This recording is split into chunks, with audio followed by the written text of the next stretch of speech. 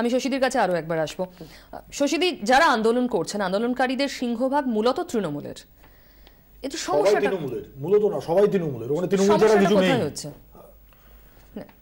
শাসক দল একটা ডেভেলপমেন্ট চাইছে, তৃণমূলেরই একটা ছোট গোষ্ঠী সেটার বিরোধিতা করছে। আপনারা বলছেন তো আন্দোলনকারীর তৃণমূল, সেটা অবশ্য দেখতে হবে, কিন্তু আমি এটুকু বলতে পারি যে তারা কিন্তু বিদ্যুৎ মন্ত্রীর সঙ্গে বসেছেন এবং বসার পরেও বলা হয়েছে যে সমস্যা সমাধান পরেও কিন্তু অন্য কিছু হবে, এবং এই কথা হওয়ার পরে এই জায়গা কেন এই পরিস্থিতি আসে সেখানে আমি সন্দেহ করছি যে অন্য কিছু বিষয় আছে, অন্য কেউ একটা মাথা উঁচু করে অন্য বিষয়ে ঘুরিয়ে দেওয়ার চেষ্টা করছে। এটা কিন্তু অন্য অভিসন্ধি, কারণ আন্দোলনকারীর সঙ্গে বসা এবং আলোচনা করা, তারা যেটা চেয়েছিলেন যে গ্রিড স্টেশন কাজটা বন্ধ হোক সেটাও করা হয়েছে, তারপরেও কেন এই দিকে গেছে এটা কিন্তু নিশ্চয়ই। আজও যখন বিকেলের যে উত্তেজনা তৈরি হলো নতুন করে, যখন আমরা গুলিবিদ্ধের খবর পেলাম, তার আগে জানানো হয়ে গিয়েছে যে পাওয়ার গ্রিডের কাজ বন্ধ, তারপরেও কেন বিক্ষোভ থামানো না? তারা বোধহয় একটা চেয়েছিলেন যে পাওয়ার গ্রিডের ওখানে পুলিশ কেন আছে সেটা নিয়ে একটা সাময়িক ওখানে উত্তেজনা হয়, তারপর পুলিশও ফেরত আসতে চান। কিন্তু বুঝতে পারছেন যে কিছু কিছু মানুষ, সব আন্দোলনকারীদের মধ্যে অতটা পিওরিটি থাকে না, কিছু মানুষ থাকে, নাহলে পরে দেখুন যারা ফিরে আসছেন, পুলিশ ফিরে আসছে, পুলিশ ফোর্স বিদ্রোহ হয়ে যাচ্ছে, সেখানে তাদের গাড়িটা পুকুরের মধ্যে উল্টিয়ে দেয়া, প্রায় ৩-৪টে গাড়ি আগুন ধরিয়ে দিয়েছে। তাহলে কেন এইটা বা হবে, কেন এই অবিশ্বাস্য জায়গা তৈরি হবে কেন? যারা মমতা বন্দ্যোপাধ্যায়কে জানেন তারা খুব ভালোভাবে জানেন। আপনি তো এটা মানেন যে এই মুহূর্তে ভাঙড় তৃণমূলের গড়। ইয়েস, সেই তৃণমূল যারা আন্দোলনকারী তাদেরও সিংহভাগ নির্বাচিত, যারা নির্বাচিত সরকার সেখানে ডেভেলপ করতে চাইছে, অথচ এইভাবে বিদ্রোহ, এইভাবে মানুষের ক্ষোভের বহিঃপ্রকাশ, এটা কেন হবে? এটা কি প্রত্যাশিত তৃণমূল সরকারের কাছে? না, দেখুন তাদের সঙ্গে বসে আলোচনা যখন, এখন মনে হচ্ছে না ওইটা নিয়ে। আপনি যেমন বললেন যে পুলিশ কোনো রকম অত্যাচার কিংবা বাড়াবাড়ি করেছে, কি বলছেন আপনি জানি না, আপনাদের টিভিতে দেখাচ্ছিল যে বাড়ির মধ্যে ঢুকে ঢুকে করেছে, এটা কিন্তু সত্যি বিশ্বাসযোগ্য না, কারণ পুলিশের এত করার প্রয়োজনই নেই, করবে বা কেন? এই পুলিশের গুলি চালার বিষয়টাও কিন্তু আমাদের 2011 আসার পর থেকে কোনো একটা ঘটনাও আপনি দেখবেন না যে হয়েছে, এবং পুলিশ প্রশাসন তো দায়িত্ব নিয়ে কাজ করে। সেখানে আমি বলি থেকে অস্বস্তিকর জায়গাটা কি এটা তৈরি হচ্ছে না, তৃণমূলেরই একাধিক গোষ্ঠী রয়ে গিয়েছে। না দেখুন, আমি গোষ্ঠী দ্বন্দ্ব সমন্বয় কিছুতেই করা যাচ্ছে না। আমি বলতে পারি যে একটা মতবিরোধ থাকতে পারে, কিন্তু এইখানে মতবিরোধেরও জায়গা আছে যেখানে সেটাকে সমাধান করা যায়, সমস্যার সমাধান করা যায়। সুতরাং এটা অত্যন্ত, এটা একদম গ্রহণযোগ্য না, এবং এখানে মমতা বন্দ্যোপাধ্যায় এটাকে এই সমাধান সূত্র খুঁজতেই তো আমরা দেখেছি ভোটের আগে মমতা বন্দ্যোপাধ্যায় নিজে বিভিন্ন মতানৈক্যের দূরত্ব ঘোচাতে গিয়ে বিভিন্ন নেতাদের ডেকে একসঙ্গে বৈঠক করেছেন, মানে মমতা বন্দ্যোপাধ্যায়কে পর্যন্ত হস্তক্ষেপ করতে হয়েছে। সেটা কি ওই একটা বৈঠকে ভোটের পরে মিটে গেল, নাকি সেই বৈঠকই মাঝে মাঝে এরকম চেহারা নিচ্ছে? না না, সেই বিভেদটা দেখুন, আপনি কি কারো স্টেটমেন্ট দেখেছেন যারা বলছেন কোনো কিন্তু স্টেটমেন্ট, যে সোকল আপনার যে দলীয় নেতৃত্বের কথা বলছেন যে তারা তো কোনো স্টেটমেন্ট দেয়নি, তারা এর বিরুদ্ধে আছেন বলে? কোথায় বলেছে? কোনো স্টেটমেন্ট নেই। তাহলে আপনি ধরছেন কেন যে এর মধ্যে কোনো রাজনৈতিক মতবিরোধ ইত্যাদি গোষ্ঠীর দ্বন্দ্ব, এগুলো আসছে কোথায়? কেউ তো বলেননি।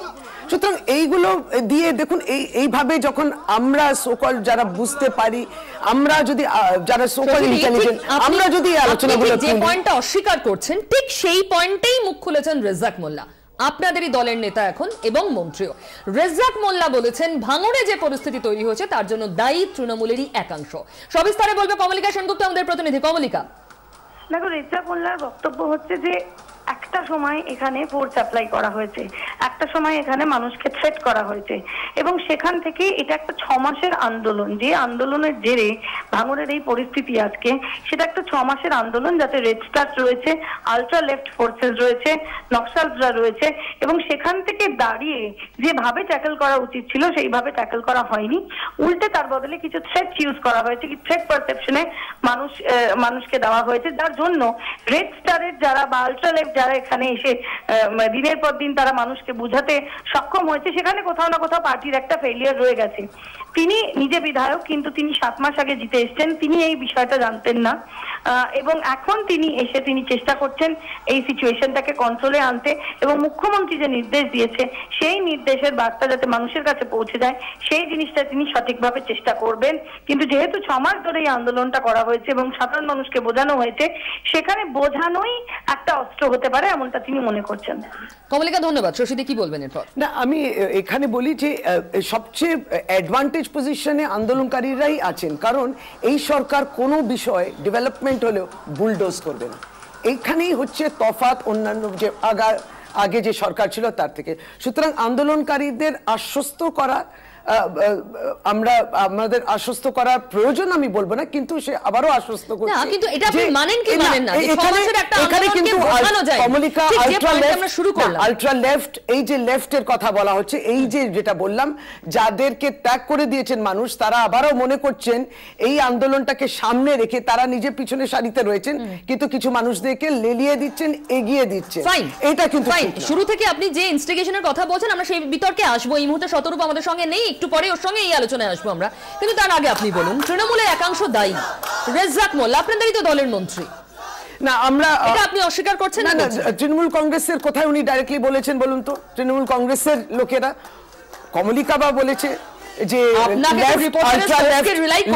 আলট্রা লেফটের কথা বলেছে। ডেফিনেটলি রেজ্জাক মোল্লা বলেছেন তৃণমূলের একাংশ যারা বোঝাতে পারেননি, যারা বুঝতে পারেনি আবার বুঝতে পারে, তারা বুঝতে পারেননি আবার বুঝতে পারে। আপনি এখন বলছেন, আমরা এর আগে দুপুরেও দেখেছি শোভনদেব চট্টোপাধ্যায় এক বলছেন, রেজ্জাক মোল্লা আরেক বলছেন পুলিশের রোল নিয়ে। দ্বিমত তো পার্টির মধ্যেই তৈরি হচ্ছে। না, পুলিশ যা রোল করেছে, পুলিশের কাজ হচ্ছে এলাকায় আইন শৃঙ্খলা রাখা। পুলিশের কাজ হচ্ছে যারা আন্দোলন করছে এবং যারা আন্দোলন করছেন না, দুজনেরই নিরাপত্তার কথা। এই দুটো কথা কিন্তু পুলিশকে দেয়। পুলিশের দায়িত্বটা কত বেশি দেখেছেন। এবং বিশেষভাবে রাজ্য সরকারে যখন মাননীয় মুখ্যমন্ত্রী রয়েছেন মমতা বন্দ্যোপাধ্যায়, প্রথমেই তিনি চাইবেন যে কেউ যেন কারোর যেন ক্ষতি না হয়, সেখানে পুলিশের দায়িত্ব অনেক বেশি। কিন্তু কিছু জন যে এই ধরনের আন্দোলনেতে তারা কিন্তু অ্যান্টি সোশ্যাল কাজ করেন, এই অ্যান্টি সোশ্যাল দ্বারাই কিন্তু উৎসাহিত গ্রামের মানুষ, সহজ সরল মানুষ, তাদেরকে কি বোঝানো হচ্ছে সেটা। আমার শশীদের কাছে একটা প্রশ্ন আছে, যেহেতু আপনি মন্ত্রিসভার সদস্য, এত বড় একটা ঘটনা ঘটছে, এত দিন ধরে ঘটছে, আপনার কি আইবির কাছে কোনো খবর ছিল না? রাজ্য প্রশাসনের কাছে কোনো খবর ছিল না? সে অনুসারে কোনো প্রিকশন নেওয়া হয়নি, কোনো ব্যবস্থা নেওয়া হয়নি? যারা ইনস্টিগেশন গুলো করেছে তাদেরকে গ্রেফতার করা হয়নি? কথা হচ্ছে যে না, ইনস্টিগেশন তো আজকে নিয়ে এটা হয়েছে, আপনি তো বললাম, কিন্তু প্রক্রিয়া সমাজ ধরে চলেছে। ইনস্টিগেট যারা করছে তাদেরকে আপনি গ্রেফতার করছেন, সেই আবার কি ধরনের? আপনি যারা ইনস্টিগেট করছেন যারা ওখানে প্রমাণটা কি? না না, যারা ওখানে প্ররোচনামূলক, এটা এমনিতে হতে পারে না। আমরা আসবো আবার আলোচনা, কিন্তু তার আগে যদি একটা গুরুত্বপূর্ণ ইনফরমেশন, ভাঙড়ে এই মুহূর্তে 40-50 জন বহিরাগত রয়েছে যারা মূলত যাদবপুরের ছাত্রছাত্রী বলে জানা গিয়েছে। তারা আন্দোলনকারীদের পাশে গিয়ে দাঁড়াতে চায় এবং সেজন্যই তারা ভাঙড়ে পৌঁছে গিয়েছে। তাদের গ্রেফতারের নির্দেশ দেওয়া হয়েছে এমনটাই জানা যাচ্ছে। সবিস্তারে জানাবে আমাদের প্রতিনিধি সুতপা সেন। সুতপা, কি বলেছেন মুখ্যমন্ত্রী?